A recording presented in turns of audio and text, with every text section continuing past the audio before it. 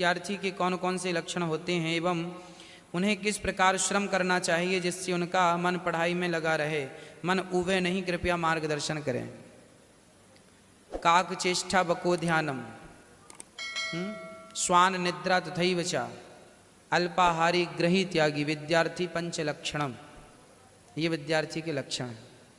अल्पाहारी, विद्यार्थियों को कम खाना चाहिए। ज़्यादा खाएंगे आलस्य आएगा, सोएंगे। विद्यार्थियों को कम सोना चाहिए, कम खाओ और कम सो। कम सोने से क्या होगा? ज़्यादा सोने, अभी तुम्हारी जवानी है, खूब अच्छी आयु है, खूब पढ़ लो मन लगा के। अभी सोने का तो 4 घंटे भी विद्यार्थी सोए, 5 घंटे बहुत है। 35 साल के बाद ना 7 घंटे की नींद लेना चाहिए, और आजकल अभी 10-10 घंटे की नींद बच्चे ले रहे हैं। 35-40 साल के आदमी के बारे में है कि साहब 7 घंटे सो, बढ़िया स्वस्थ हो, 8 घंटे सो। 6 और 8 के बीच में सोना चाहिए, अर्थात 6 और 8 घंटे सोना चाहिए। कम से कम 6, अधिक से अधिक 8। 6 घंटे तो कम से कम सोइए, अधिक से अधिक 8। 9 घंटे और 10 घंटे ना सोइए। और विद्यार्थी तुम 5 घंटे सो, राम जी 5 घंटे सो। 10 बजे सो जाओ, 5 बजे 4 बजे जाग जाओ।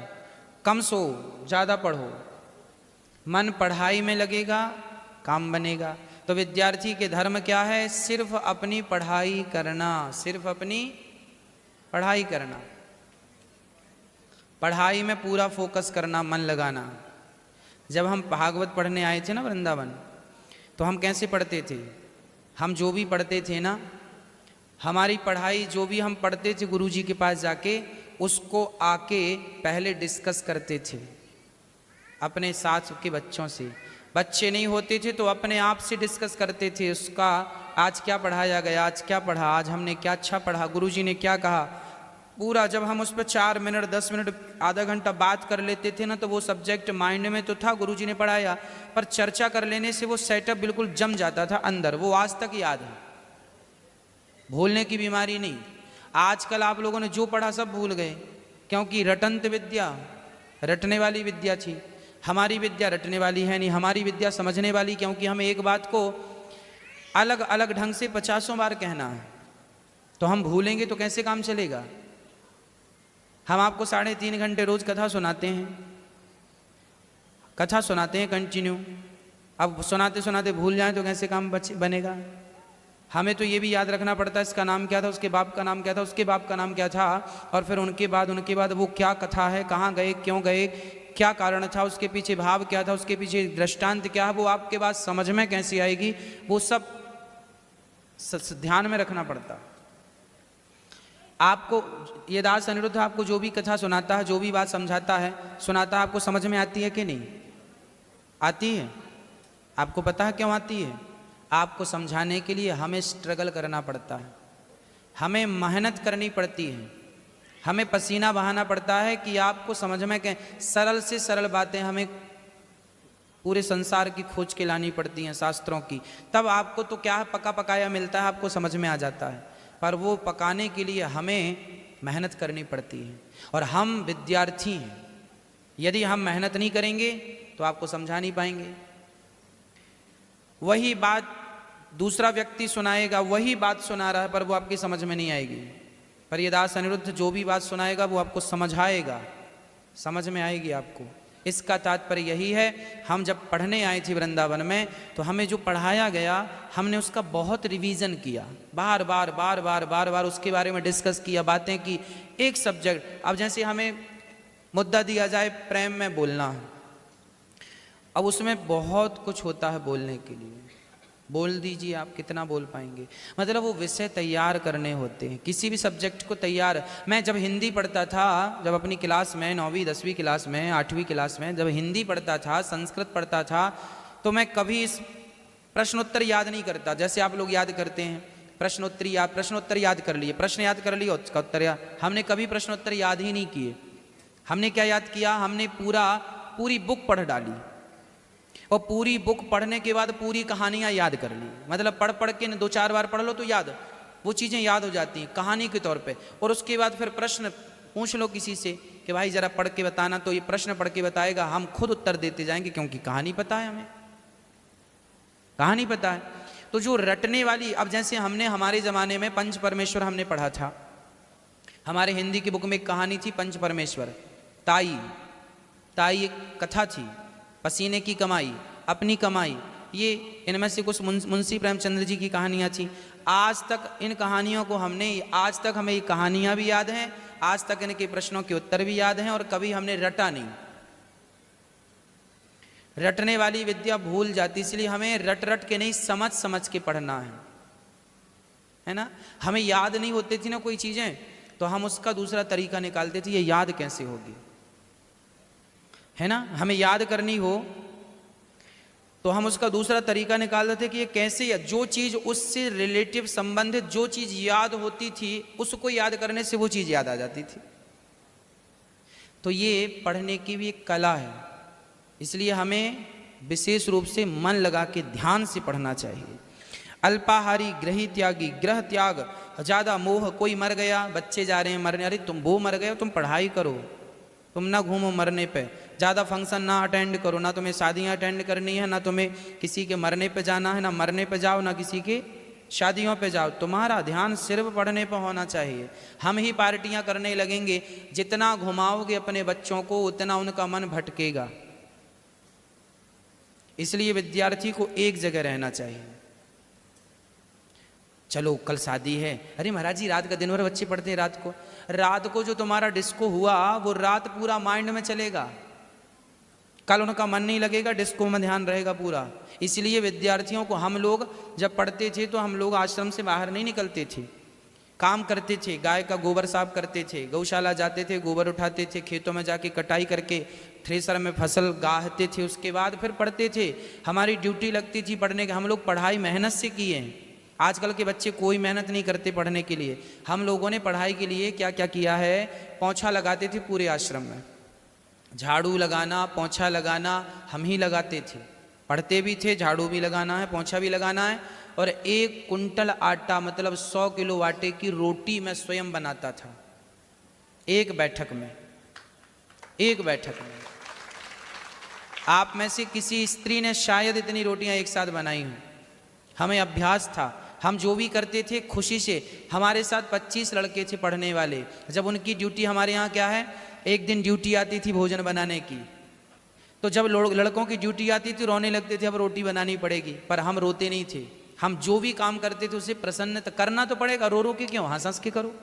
तो हम उसे अपनी आनंद के साथ, सुकून के साथ करते थे। 1 कुंटल आटा लगाता भी मैं था, माड़ना जिसको कहते हैं।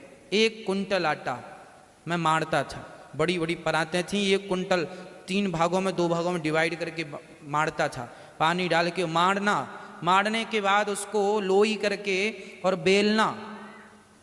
एक हेल्प के लिए सेकने वाला अलग होता था, सेकने का काम दूसरा का होता था, मैं केवल बेलता था। 1 कुंटल आटा 100 किलो की रोटियां बेल लेता था मैं, मेहनत। और मैं रोटियां बेलता जाता था, मेरा ध्यान पढ़ाई में था। कल मैंने क्या पढ़ा है, कल क्या पढ़ा, क्या बताएं। रोटियां बेल रही हैं पर ध्यान पूरा अपना पढ़ाई में है, अपने सब्जेक्ट में, हमें क्या पढ़ना है कल, और क्या पढ़ा था कल। जब वो चीज़ें, फिर वो हमारा 4 से 5 घंटा लगता था रोटी बनाने में। वो 4 से 5 घंटा हम व्यर्थ नहीं गवाते थे। और 1 कुंटल आटे की रोटी बनाना, रोटी बनाने के बाद जिसकी ड्यूटी होती थी वही परोसेगा। जितने लोग आएंगे वो परोसो, उसके बाद जब सबको परोस के खवाओ तब फिर खाते थे। जैसे पत्नी सबको खवा के खाती थी, वो पत्नी धर्म हम निभा चुके हैं ऑलरेडी।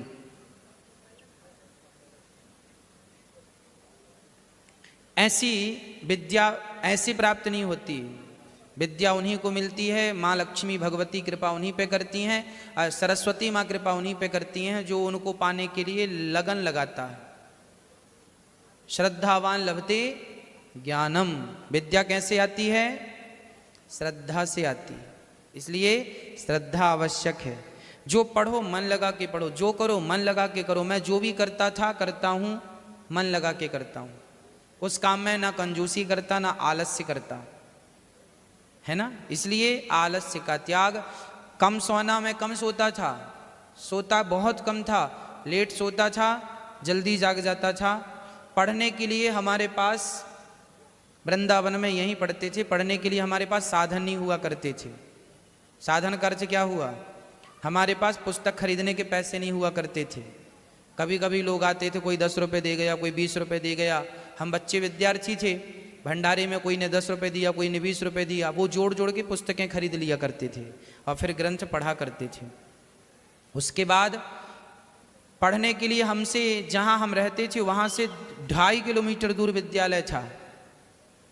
फास्ट पढ़ के 2.5 किलोमीटर जाना, 2.5 किलोमीटर आना पैदल। फिर हमने, 2 लोगों ने 250 रुपये मिलाए तो एक साइकिल खरीद ली। फिर साइकिल से जाने लगे। साइकिल के पहले तक खूब 2.5 किलोमीटर जाना आना, रोज का नियम। 5 विद्यालय अटेंड रोज करते थे, खूब पढ़ाई करते थे, सवेरे उठ के लेके रात्रि तक।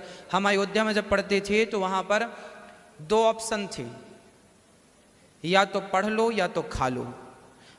8 बजे खाने का भी समय था और 8 बजे स्कूल का भी समय था, रात्रि के। 8 बजे से विद्यालय लगता था, रात को गुरुजी आते थे पढ़ाने। कितने बजे? रात्रि के 8 बजे। और रात्रि के 8 बजे भोजन का भी समय था। और भोजन का समय आश्रम में था, आश्रम से विद्यालय 2 किलोमीटर दूर था। अब या तो पढ़ने जाओ या तो खाओ। तो हमने खाने का त्याग किया था, हमने पढ़ाई का त्याग नहीं किया। हम सवेरे यहाँ रोटी लेके रख लेते थे। सवेरे हम लोगों को भोजन मिलता था, आश्रम में रोटियाँ मिलती थी, तो हम 4 रोटी एक्स्ट्रा लेते थे, इसलिए कि हमें शाम को खाना नहीं मिलेगा, क्योंकि वो आश्रम के नियम थे ना। अब वहाँ तुम्हारी माँ थोड़ी बैठी है कि तुम्हारे लिए 4 रोटियाँ बचा के रखेगी। वो तो साधु शाही आश्रम था। आओगे समय से तो पाओगे, नहीं आओगे तो नहीं पाओगे। आश्रम ऐसा होता, माँ होती तो रख भी लेती कि चलो जब बेटा आएगा तो खवाएंगी। तो वहाँ ना माँ का ना बाप का कुछ नहीं, वहाँ आश्रम का नियम था। 8 बजे रोटी बट जाएगी, लेना है लो, नहीं लेना तो मत लो। तो हम रोटियां नहीं लेते थे, पढ़ने जाते थे। पढ़ के 9 बजे आते थे, तब तक रसोई बंद हो जाती थी। जो सवेरे रोटियां लेके रखते थे वह नमक के साथ खा के सो जाते थे, खाते थे, सो जाते थे, पढ़ाई करते। चूंकि पढ़ने गए थे, खाने तो गए नहीं थे। यदि तब खाते तो आज रोते, इसलिए तब रो लिए तो आज हंसी है। जीवन में एक बार आपको हंसना भी होगा और एक बार रोना भी होगा। अब आपको निर्णय लेना है कि आप बचपन में हंसना चाहते हैं। जो बचपन में ज़्यादा हंसते हैं वो जवानी और बुढ़ापे में रोते हैं, और जो बचपन में रो लेते हैं उनकी जवानी और बुढ़ापा हंसते हुए गुजर जाती है। ये मेरा अपना प्रैक्टिकल है, अनुभव है। जितना आप मेहनत जवानी लड़कपन में कर लेंगे उतना सुकून आपको बुढ़ापे में मिल जाएगा। और लड़कपन में मस्ती कर गए तो बुढ़ापा उतना ही कष्टप्रद होगा जितना सुखप्रद लड़कपन था। लड़कपन तपाने के लिए, खूब तपाओ, खूब तपाओ, खूब तपाओ। इसलिए विद्यार्थियों को बहुत अच्छे से पढ़ना चाहिए।